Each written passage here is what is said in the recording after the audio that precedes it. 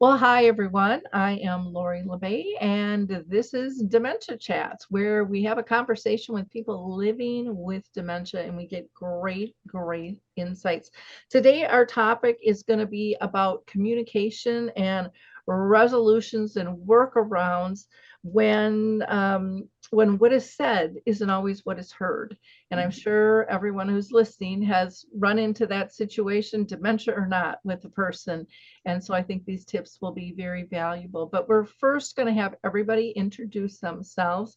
Again, I'm Lori LeBay. My mom lived with dementia for 30 years, and I just think it is so important for people to listen to those diagnosed because they are just filled with beautiful, helpful insights. Jennifer, you want to introduce yourself? I'm Jennifer Bute in the UK. My father had dementia, and I had early onset dementia and had to retire early from being a doctor, medical doctor. And I live in a dementia inclusive community now, which is a great privilege and opportunity to learn and to engage with other people. Great, thank you. True? My full name is Truthful Loving Kindness, and I have mild cognitive impairment with Lewy body symptoms and vascular disease. Great, thank you. Craig? My name's Craig Hanke, from Wisconsin.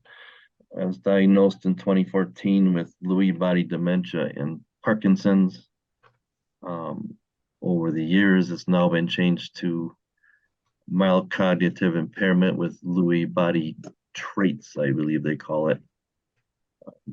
I'm involved in Dementia Mentors, Dementia Action Alliance, and Lori LeBay's chats here, and I try to be an advocate for dementia people wherever I can be. Great, thank you. And Karen, who we lovingly call Creaky. I keep forgetting to change my name on different sites. Yes, so I was initially diagnosed in 2014 with Alzheimer's. My dad had Alzheimer's and my great-grandfather. And that got changed to unspecified symptoms of dementia when they couldn't find plaques or tangles. And then recently got changed to mild neurodegenerative disorder with probable dementia. So I live under, quote, the umbrella, and living well, live by myself, and need help in places, and I get help in places. Okay, wonderful. It's amazing to me how much the terms have changed in terms of what people have been diagnosed with over the years. And so if you're listening and you just heard a new term, don't be surprised because they do change. And sometimes people don't always agree with their new diagnoses, but we don't always have a whole lot of control over that. So I just wanted to point that out. I think we're going to go ahead and start. And Craig, this was a topic you had brought up, so I'm going to let you kick us off if you don't mind in terms of, complications with communication. Yeah, it's kind of been a problem since I've been diagnosed, especially with when they took my driver's license away. It's like, no, I can still drive, and I don't want to push my sister-in-law's car through a garage that no, I can't drive anymore. But just it's what my caregiver, who was my wife, what she says a lot of times and what I hear are two complete different things. And then vice versa. I can say something to her, and what I think she hears isn't what I said. And it's been lately leading to some huge arguments. And it can be over something as simple as, like I was saying before, in church the other day, I was working as an elder in church, so I wasn't sitting with my wife, but I had my stuff on one end of the pew. People came in that she knew, so she moved everything over. When we got home, and I couldn't find my keys, and I panicked because I've never lost my keys ever. So I'm looking all over the place. I can't find them. I can't find them. Go back to church, retraced all my steps because I had to open the church that morning and had to go through a bunch of different doorways, open them and turn lights on and things. So I went through the whole church, and it took me about 20 minutes, and I come back to the car and I said, I can't find them. I don't know what to do because the key for church was on there, and she had to get one in her purse for something. And she goes, they're right here. You must have put them in my purse. I was like, no, they were laying with my stuff. You slid everything over. You must have put them in your purse. Well, that led to a big argument because I swore I was right. And in my mind, I was right. But no, because we found out later on, we talked with our friends who were sitting next to her, and they saw me put the keys in her purse. I didn't remember it. Short-term memory has been bad. Like lately, this morning we had this Bible study, and I don't remember a thing of what we talked about already. And that was an hour ago. So what I hear versus what she says, it can be two complete different animals. But in my mind, I swear that's what I heard. That's what I said. I know that's what I said. Even Saturday, we were at this, I'm a Lions Club member, and we had a raffle and meat raffles, and I won this huge box of meat. Well, we don't need all this meat, so I gave away 2 of these pieces of pork loins. Something that's stupid, just 2 pieces of big blocks of frozen meat. On the way home, I said, why did you give those pieces of meat away? Why buy the raffle ticket if you're going to just give the stuff away? And she said, you gave those away. I was like, no, why would I do that? Again, huge argument because I swore I was right. To the point where I called the guy that she gave the meat to and said, how did you get the meat? And he says, you gave them to me. You said I should take them. So I'm proven wrong. So it's getting to that point where I don't believe her, almost to the point where I don't trust her, where I should be trusting her because she takes care of my meds, she's my driver. But my mind is not working properly, and it's not allowing me to let her be the good caregiver that she is. And I still, to this day, to this minute, I still say she gave him the meat, but but that's what I'm talking. It could be something that's stupid. And things where I think I can still do things. They don't want me running a lawnmower because I have balance issues too with this, and I've already fallen over and pulled the lawnmower almost over my feet. It was a snow blower. I reached down the chute where the snow comes out while it's running and could have lost my fingers. I'm not supposed to be doing that stuff, but in my mind, I think I can. I think it was Sunday. I thought it was a good idea to go up in some of these, not up, but where I could reach on these branches on a tree with a machete. I'm not supposed to be handling sharp instruments or be on a ladder or stuff like that. And she comes out and sees me with this machete and just freaks. And what are you doing? I'm cutting branches. She goes, no, you're not supposed to be doing that. Well, again, I think I can still do that. But no, so I get upset. She's looking out for me, trying to be responsible for me and make sure I don't cut my arm off instead of a branch. But argument ensued again because I still think I can do this stuff. And some of the stuff, like I said, I used to be able to do with my eyes closed.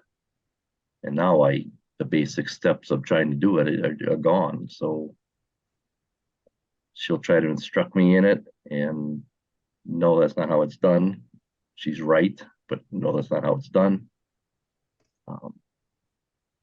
So it's an issue, and I don't know how to deal with it, because like I said, in my mind, I think everything is the way I said it, the way I did it, the way it should be done.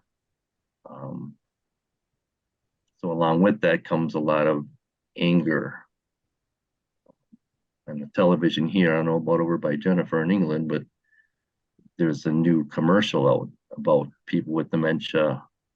I think it's mostly Alzheimer's and anger that's coming with it. And the mother who has the Alzheimer's and the anger, and the daughter's next to her and just can't understand what's going on. And that's kind of what my wife is going through. She can't understand what's going on, but I can't understand what's going on. So it makes things very hard, to the point where my wife is to the point where I don't think she wants to be my caregiver anymore.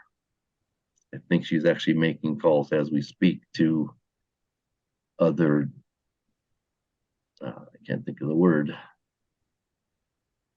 medical people, so that they can come in and be the caregiver instead of her having to do it. So we stop fighting and throw our marriage into a tizzy. Now, Craig, you brought up a lot of very good points. You were talking about and one of the strongest ones that you first said was in this miscommunication, how it creates a distrust, between the two of you. You mentioned the anger that you feel for, being corrected, and you really think you're right. But on the other hand, I think, and I'm speaking as a care partner, I think one of the frustrations for the care partner is the safety for their loved one. They're truly scared. They're afraid they can't protect you anymore, and what could happen, to you, or under their watch. And it's exhausting, because you can't rationalize that. You can't logic with that, because like you said, your brain just isn't processing that. And so how do you get that balance back?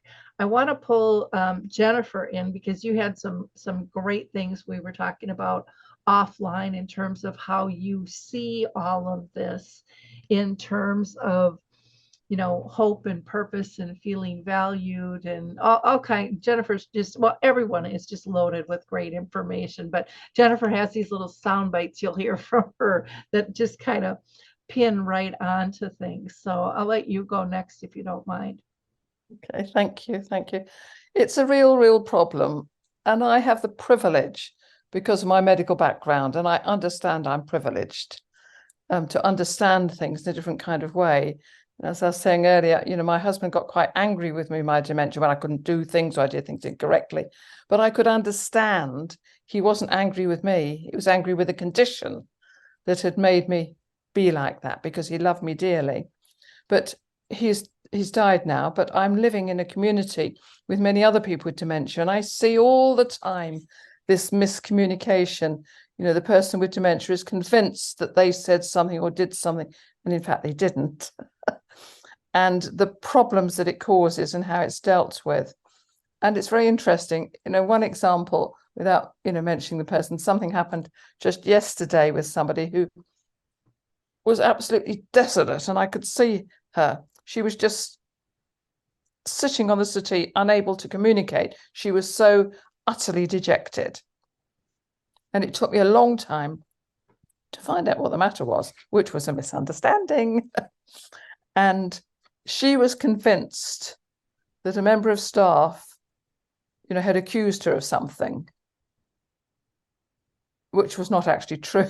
But it had got all out of hand, and she had used words against the staff member which wasn't appropriate, and the staff member had obviously walked away to prevent a further altercation. But she was then very frightened of the member of staff for some reason. So how was I to help in that situation? Well, I realized that it needed to be resolved because it was a misunderstanding, and that this person would never be happy because she was utterly dejected. So I called a member of our staff over who is brilliant and understands the way I think. And I had permission from the person concerned to share what had happened and how frightened she was to try and sort it out. She was still convinced it was the other person's fault, though I rather suspected it probably wasn't. So these two carers were brilliant. They said, well, we know what to do. We'll act as your bodyguards. Well, I wouldn't have thought of that. We'll act as your bodyguards and we'll go and sort it out with this person.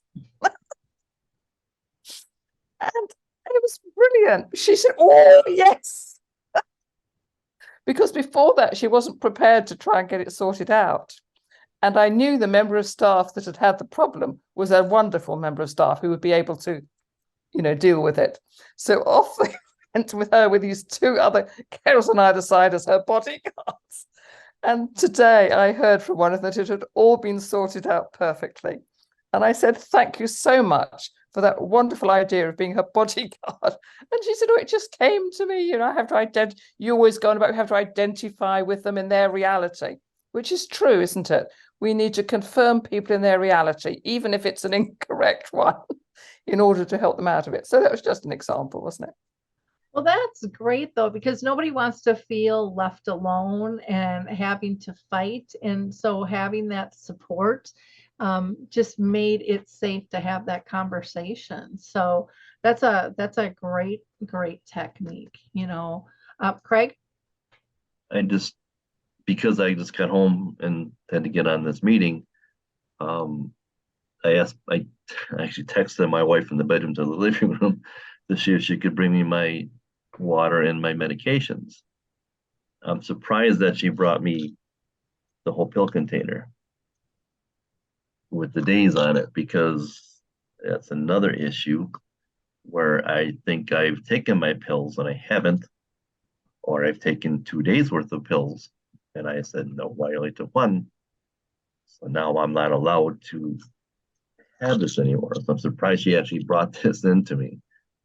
Now she just gives me either a handful or puts them in a baggie.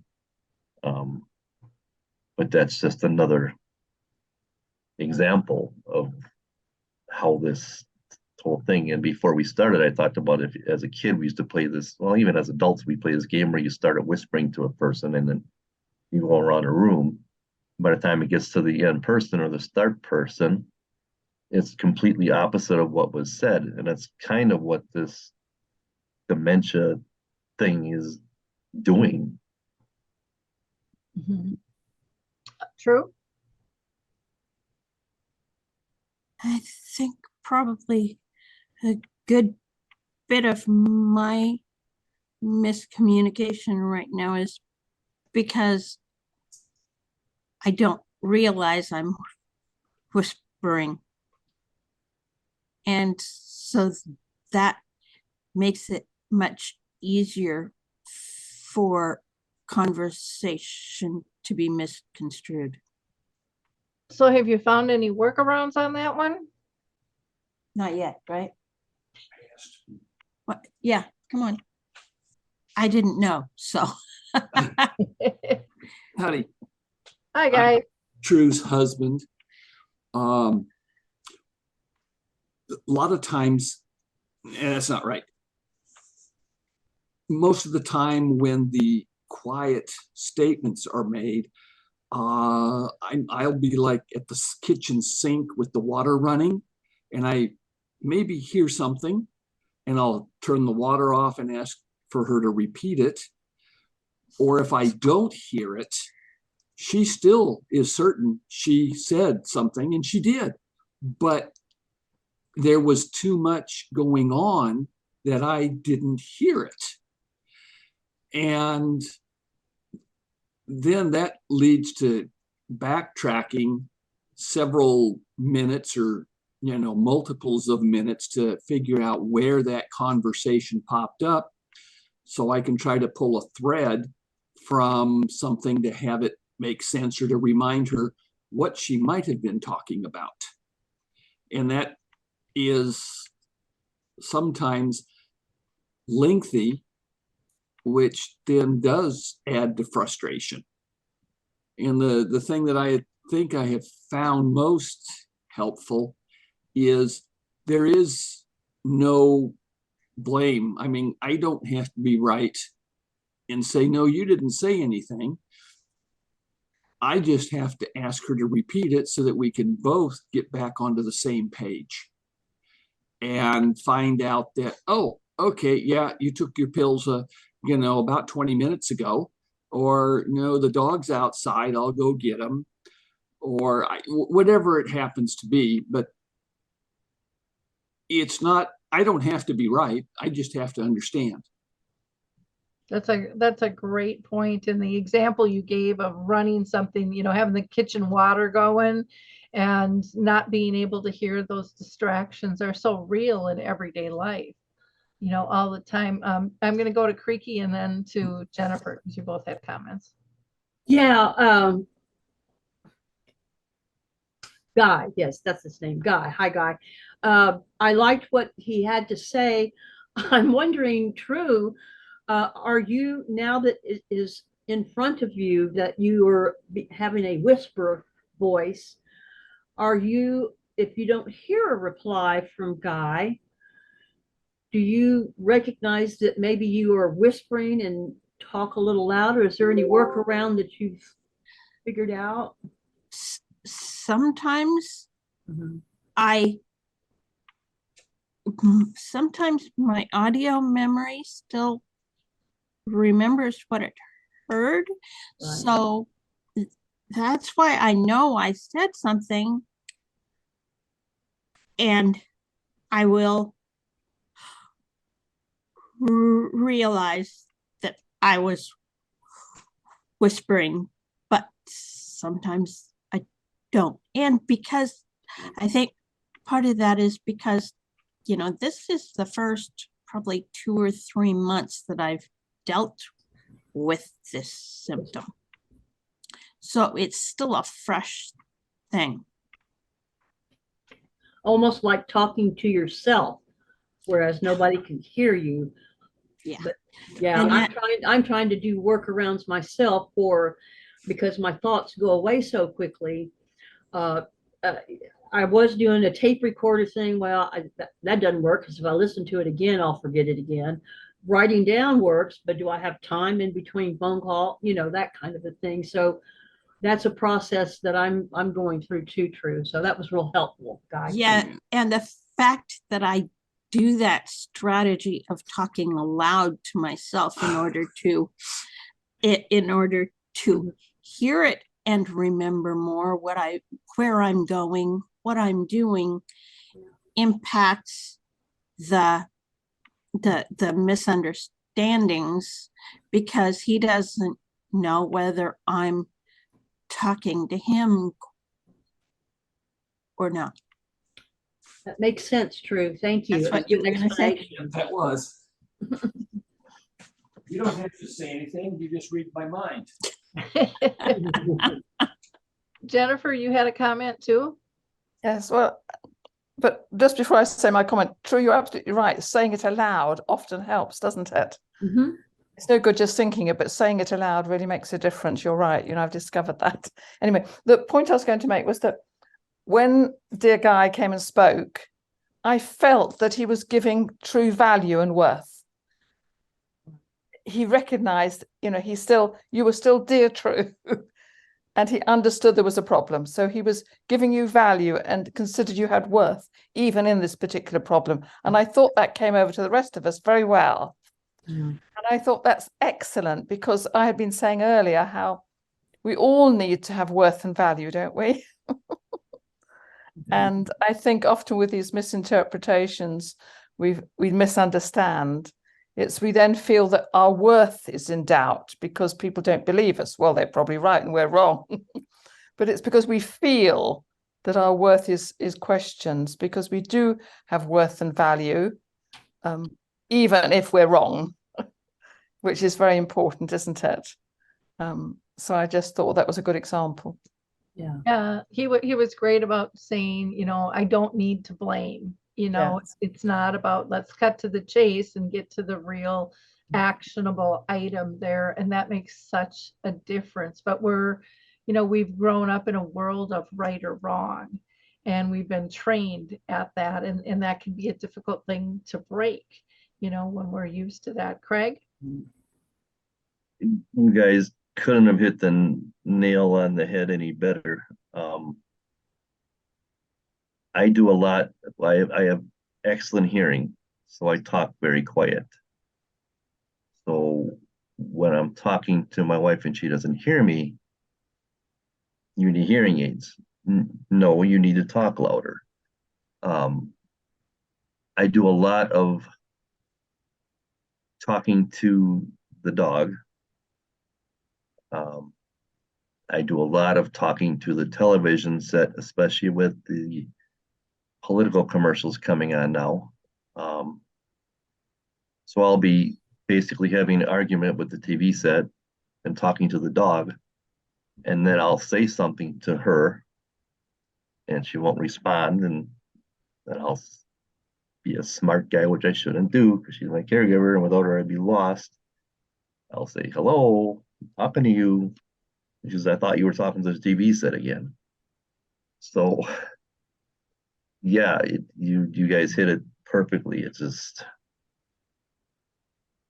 there's things that I should be doing, but if I forget to do them, then I challenge her like it's her fault, and so we're working on that right now. Well, and that's an easy thing to get misconstrued. Like you said, when you're talking to the dog or you're talking to the TV, and then all of a sudden you've switched gears. And if a person is like not overhearing or not paying attention to those conversations because it's not meant for them, and then all of a sudden the gear switches and it is meant for them, they don't know. So that really is a really good point. And how do we communicate, between the two, that you've switched gears, and maybe it is just the hello, which might sound sarcastic. I know I've done that before, to people too. Hello, have you heard me? I'm over here type thing. And but to grab the attention and for everyone not to take that personally, just to kind of get you back on track again. I don't know, maybe someone's got another phrase that could be used in that timing. True? I think another aspect that is often forgotten is that it's not only the partners that get frustrated with that, but we ourselves, that frustration can turn to anger and turn inward easily when we are not able to communicate. Yeah. Go ahead. Because communication is a two-way thing. Right. It's not just a one-way thing. Yeah. Karen, did you have a comment? And then Craig? Yeah, I think I do. I don't know. This is all just so spot on, I don't like to say both sides, but all aspects of brain change. It's not care partners versus or anybody else versus person living with, but just how do we work around and through and in all of this stuff. Misinterpretations. Oh my gosh. To be able to hear a comment and say, I don't know if I can say this, to preserve my dignity, I have to step back. And right now not always. No, I'm not always. Right now I'm able to step back and take a deep breath and just sit with it for a minute. But yesterday, this one situation, I just want to do it real quick, had a $950 check that I had just gotten. I always, for 20 years, when I get checks for my little jobs, I put in my cup holder and then deposit it the next day. And I got this check on a Saturday. So Sunday, I went Monday, just automatically got in the car with my provider, went to the bank, no check in the cup holder. So then goes a 3 hour. I got I got upset because she was saying she saw me inside the house with the check at my table, and I'm like, there's no way. But then, hello, I have brain change, so yeah, maybe there is a way. Why would she be lying to me? All of that, all of those things, and I wasn't able to. I finally quit looking. I wasn't able to backtrack because I was so in my head and freaked out. And this person was with me who's always very helpful, but interjecting when I had one thought going, she said, did you look under this? Did you do this? So what I finally was able to relay to her, because I was getting upset at her about me, and it was all about me being, upset. So anyway, I just said, hey, so and so, it would really help me because she knows I have brain change. It would really help before you make a comment just to say, can I ask you a question? That allows my brain to continue on I was on a little path of searching. And then that gives me, I don't break my thought when I just say, hang on just a minute. That doesn't break my concentration. And and then she's able to ask me because she'll remember what she was going to ask me. So that worked out better for me and for her, and our back and forth, our communication, which I have to have. I have to have that. So yeah, I don't know what I said, but that's what I said. That's a great tip. Craig? I swear you people are reading my mind or what's left of it. Just the other day, Karen, my wife had a check on the counter from her sister. And I said, this has to go to the bank, right? To be deposited. No. So what do you mean? It's got to go to the bank to be deposited. No, I already did it. I'm like, how did you, it's here. What are you talking about? You already did it. Well, she did it electronically. Very next day, she hands me the same check and tells me to shred it, because that's my job. I'm a shredder guy. Why are you gonna shred this check? It's got to go to the bank. And she said, we just went through this yesterday. I deposited it over the phone, and I'm like, okay. So I took a step back and okay, I'll shred it. But like what Karen was saying too, and this drives my wife absolutely insane. She can be on the phone. That's not important to me. What I want to say and what I need to do is important to me. So I'll interrupt her while she's on the phone. And that's a button I shouldn't push because she goes haywire. And will say, do I bother you when you're on the phone? And like, no. Well, then why do you bother me? And it's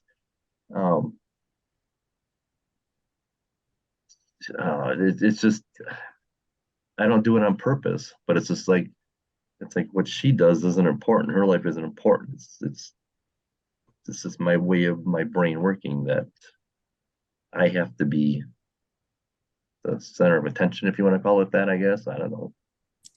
I think that there's more than that, Craig, because we lose our thoughts so fast that if there's no way to express them when we think of them, another 45 seconds, it's gone. By the time I get a pencil and a pen, I'm trying to write it down and there's nothing there to write down.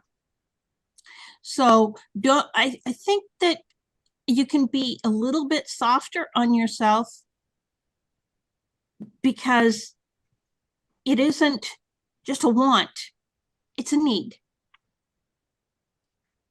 And so that problem of what to do when I cannot interrupt him or when he's going to the bathroom, or he's outside doing something, you know, taking care of my chickens for me.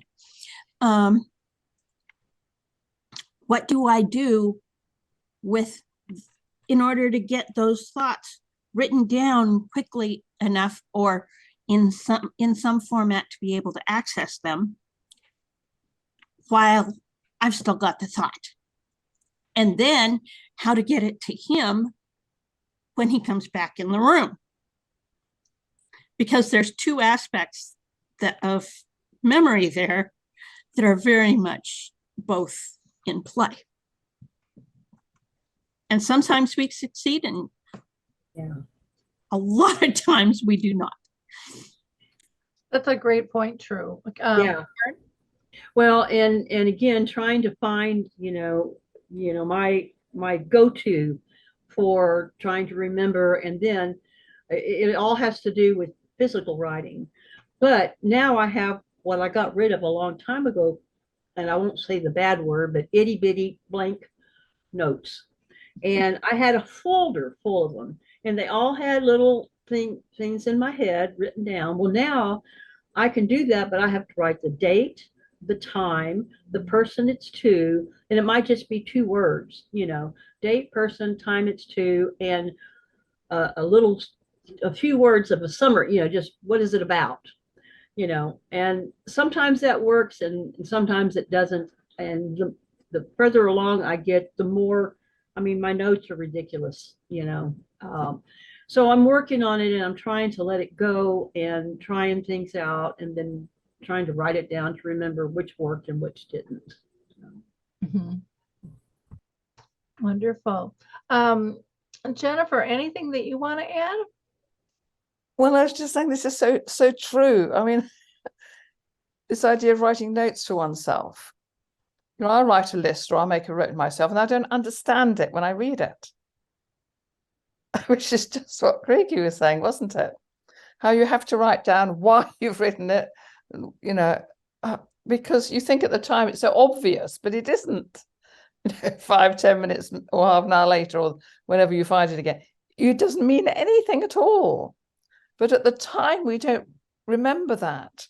So, Creek is very right in saying we ought to write almost an essay to ourselves as to why we're writing it down, what the purpose is, and all the rest of it, and give context. I'm always telling people, if you introduce yourself to me, it's no good telling me your name. You've got to give me context.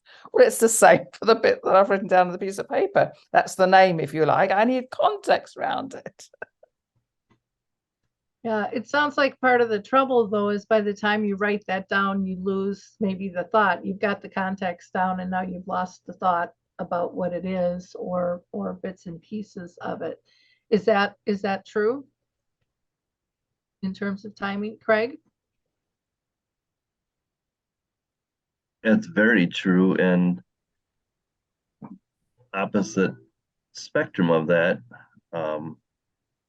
because of the Lewy body, I have hallucinations. So I'm giving up hunting, which was a good suggestion, because I'll see things in the woods that aren't there, and I'll see things that are there, but I don't see them, if that made any sense. So I'm giving my son all my hunting stuff. So I'm trying to remember in my mind what I'm going to give him. And I'm asking my wife, what else am I missing? And she goes, I don't know. I don't know what you use in the woods. I'm not with you in the woods. And she goes, I kind of felt smart out. She goes, here's an idea. Why don't you make a list of stuff that you want to give him? And she said, in fact, don't you have a list already on the computer of all the stuff you take hunting? Good point. Yes, I do. Because along with this, I also have OCD. So I have a checklist a mile long. And as I go through it, I check it off or cross it off when I'm packing to go hunting. So all I had to do was go on a computer, and everything is right there that I needed, but I would have never thought of that. I'm trying to remember in my head what I should get out to give to him. So lists can be good if you remember that they're there. Yeah. or where to put them.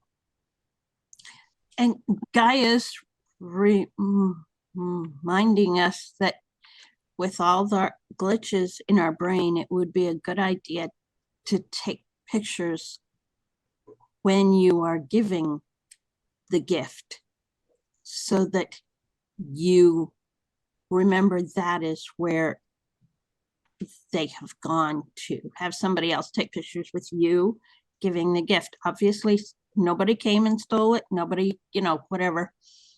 You've got something that that your brain will have more opportunities to remember because it's in your photo thing when you're looking through to find something else. You see that over and over again, and it goes more in your brain, and you're less likely to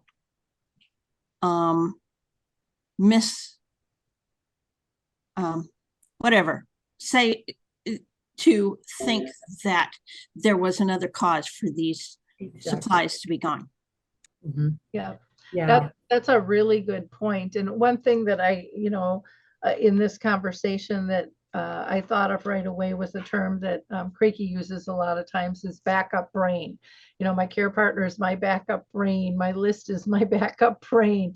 Mm-hmm. I think the more things we have in place for that, the easier it can be. And again, a person with dementia can't always remember those things. And so the people around that support them in terms of how do you bring up those things that are positioned with not being offensive, doing it in a helpful fashion. Like Craig, you probably made your list because it helped you out, and so now it's helping you out just in another fashion.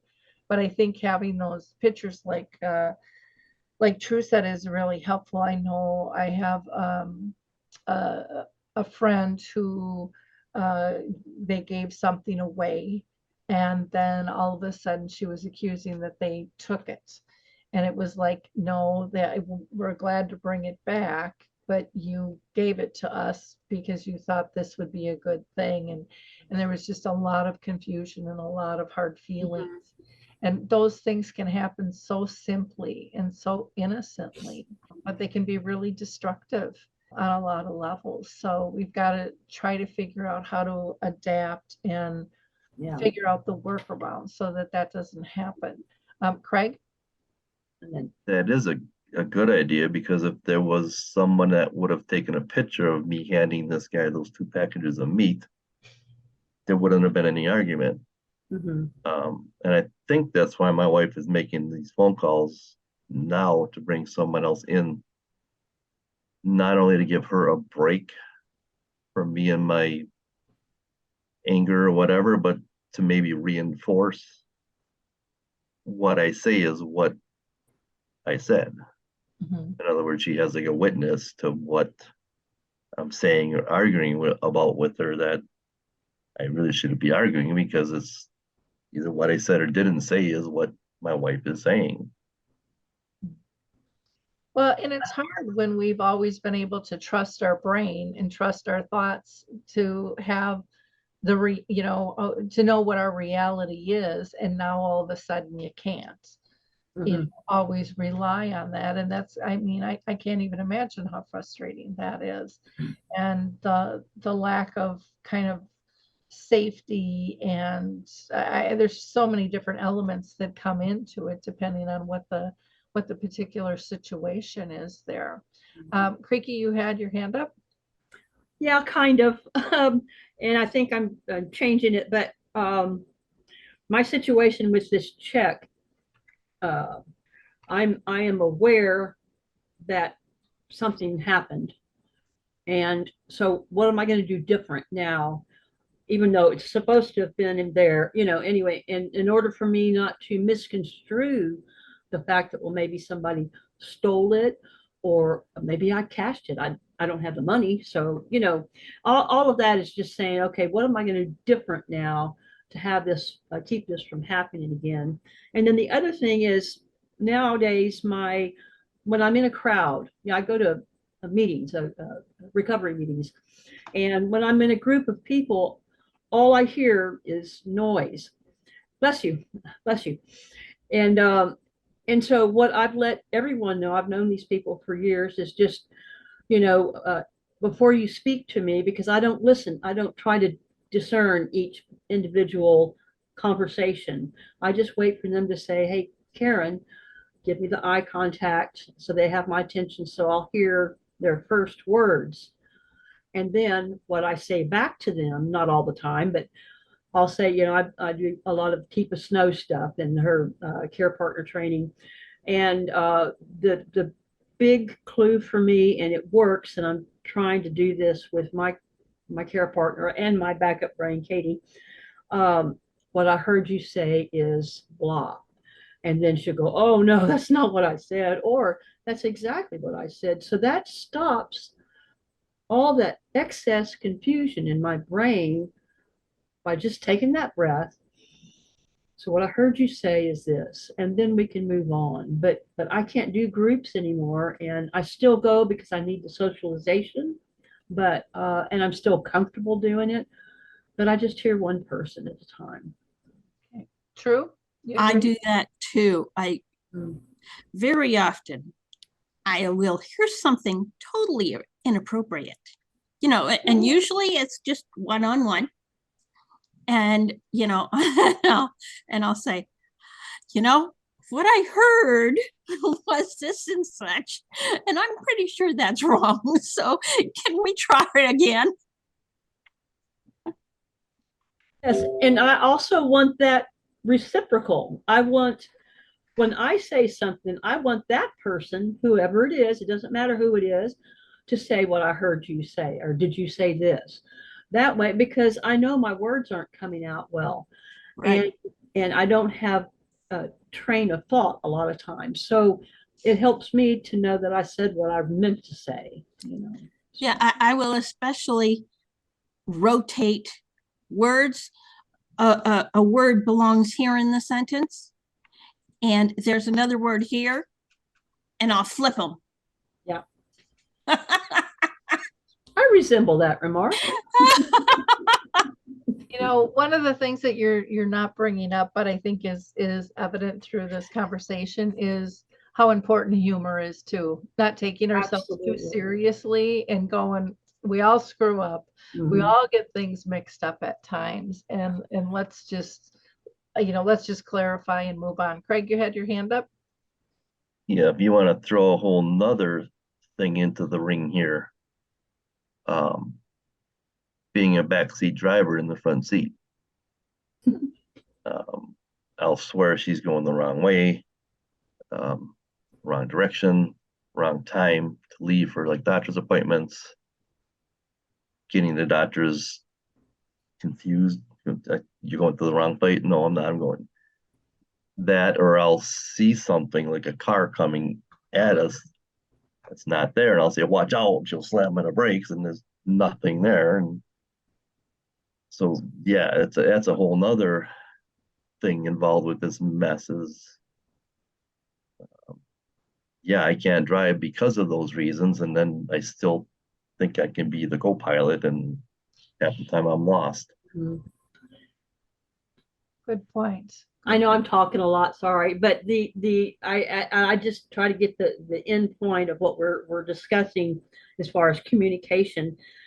When I get built up and clogged up and out of sorts, not out of sorts, music for me, music, playing the piano, listening to my no words, but just mostly piano, you know, kind of music, helps me to remember to do the things that I've learned in all these groups by breathing and letting things go and just shutting up here and breathing. You know, that really helps me out a lot. So. Good point. Jennifer? I was going to say how humor is so important, being able to laugh at oneself too, isn't it? Mm-hmm. And I like it when other people laugh at me. Mm-hmm. Because if they've got dementia, that helps them. I know that. But even for myself, it makes me feel that I've got worth. People feel confident. You know, I probably told, I don't know, can't remember, it happened not long ago. my sister left her phone in my flat and she realized it. She went outside the door. So I said, I'll pop in and get it. It took me 30 seconds to pick up her phone, went outside the door, saw this strange lady outside the door. She didn't have a clue who she was. So I was about to walk past her and she said, "You're going to give me that phone?" "No," I said, "I'm going to give it to my sister." "You stupid girl," she said. In a way that I remember from my big sister in the past. So we both ended up in laughter, of course. Yeah. But Yeah. she was laughing at me, and I felt affirmed almost that she felt confident enough to do that. Does that make sense? Yes. I took it as a Absolutely. compliment that she Yes. said, "Oh, you stupid thing." That's how Of we. course That's it how. was my sister, wasn't it? That's how we break. That's how I break my friends in by humor. I mean, the people when I first came out with my brain change, everybody nobody it was everything was just quiet, and then I would say my little remarks like I resemble that remark. I didn't bring up the word dementia, but humor is everything to me, and when it's reciprocal, when somebody feels safe enough with me to joke around, and it's laughing with, not at, for me, it makes me feel whole and worthy and purposeful, and there it feels me connected, with everybody. With value, yes. Value, yes, ma'am. Yes, ma'am. So, Wonderful. Craig? Hope I'm not talking too much. I probably am because I do that. One thing that's actually helping me that I thought was really dumb, my wife bought me this smartwatch that is way smarter than I am, but it's got alarms that you'll put in. So you can put them in on the phone and it'll set off an alarm, and it'll remind me it's time to go to bed, or it's time to eat. It's time to do this. We have to leave in a meeting, leave for a doctor's appointment in 15 minutes. So it's actually helping if I can remember how to use it. One other thing that's nice, you talked about phones. I lose my phone constantly. And on here is a device where I can hit it and it'll find my phone. My phone will start going crazy, ringing off and buzzing, and so that's helping me. So the technology is actually helpful as long as I can still understand it. mhm. And it also reinforces Jill when she said we got to leave for a doctor's appointment in 45 minutes. I said, I don't have a doctor's appointment today. This will happen at a doctor's appointment. Oh yeah. Yeah. Wonderful. Well, this has just been a great conversation. Does anybody have any last tips that they want to give? Otherwise, we'll go ahead and wrap up. Go ahead. One more little tip. I'm going back to Mr. Greg Hanke, chainsaw guy, and whatever. Another, when I'm seeing somebody doing something that I think is not safe or whatever, instead of saying, "Don't do that, don't you remember that you can't do that," or blah blah blah blah blah, but just, "Hey, Craig, I'm wondering, not do you remember, but I remember not too long ago we were talking about this and blah blah blah," but just to not attack, and just this whole communication. This has been a great, for me, it's been really great, because there's a lot that can be done and a lot that can be maneuvered, to where we win on both sides, all sides. Yeah, and I think consciously bringing that up, and you guys have given so many good tips, because we just kind of go into a rote mode of reacting, and when you think about how is it going to be perceived, it slows us down and we act different. Yes. For sure. Any other tips anybody wants to shout out here quick? Okay. Patience is a virtue on both sides. Yes. Also. And that's one thing I'm lacking lately is patience. I have anger instead of patience. So that needs to be drilled into my head, literally. Okay. Wonderful. To our audience, I hope that you like, click, and share this. I think this is a really powerful conversation that can help anybody who is dealing with dementia, if they're diagnosed, if they're caring for someone, both family and professional. This isn't limited, and you'll probably get tips that you can use throughout your life, period, in terms of communication with other people, not just people with dementia. So thank you all for your expertise. None of you talk too much. I love these conversations. You're brilliant. And so thanks for taking the time to be with us today. Appreciate it. Thank you, Lori. Appreciate Thank you, it. Laurie, for enabling us all. Thank you. Yes. Bye-bye. Bye.